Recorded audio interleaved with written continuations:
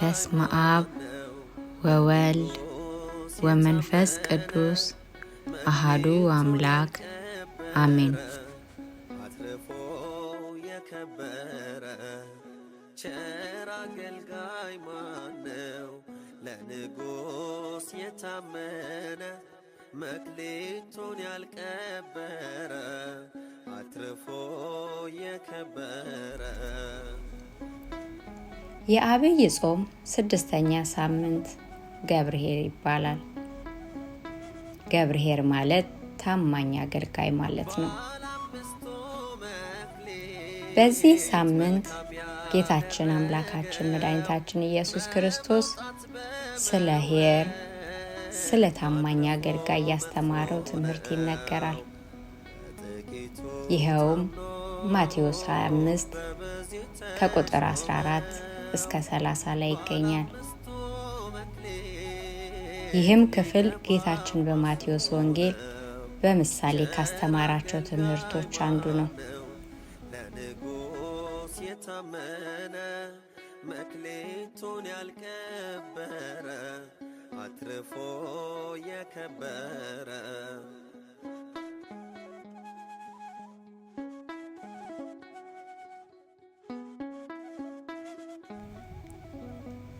የማቴዎስ ወንጌል ምዕራፍ 25 ከቁጥር 14 እስከ 30።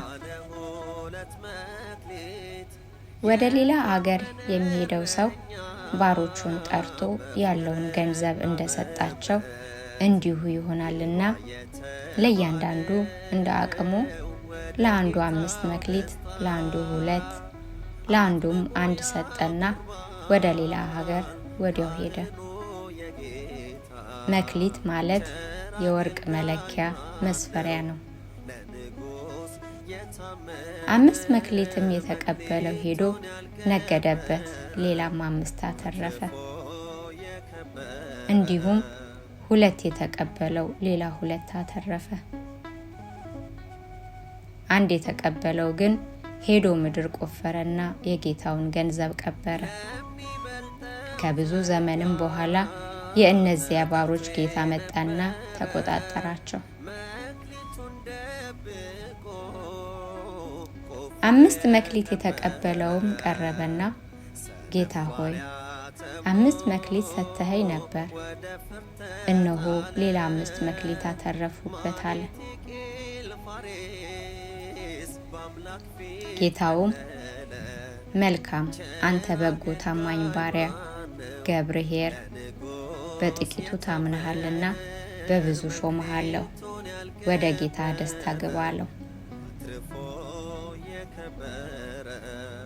2 መክሊትም የተቀበለው ደግሞ ቀርቦ ጌታ ሆይ 2 መክሊት ሰጥተኸኝ ነበር፣ እነሆ ሌላ 2 መክሊት አተረፉበት አለው። ጌታውም መልካም አንተ በጎ ታማኝ ባሪያ ገብረ ምእመን፣ በጥቂቱ ታምነሃልና በብዙ ሾመሃለሁ፣ ወደ ጌታ ደስታ ግባ አለው።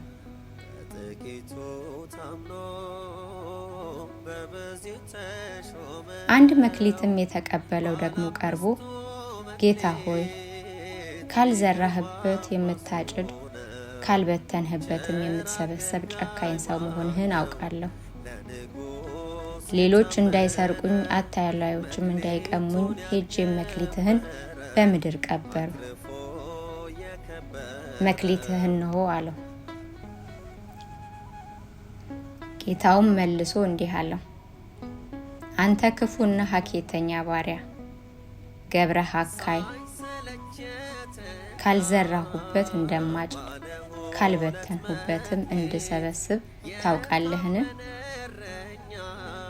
ስለዚህ ገንዘቤን ለለዋጮች አደራ ልትሰጠው በተገባህ ነበር።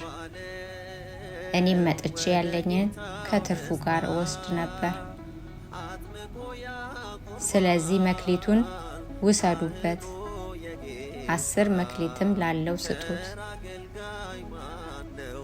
እሱን ደግሞ ወደ ዘላለም ሐዘንና መከራ ወዳለበት ወደ ጨለማ አውጥታችሁ ጣሉት አላቸው። ላለ ሁሉ ይሰጠዋልና ይበዛለታልም። ከሌላው ግን ያው ያለው እንኳ ይወሰድበታል።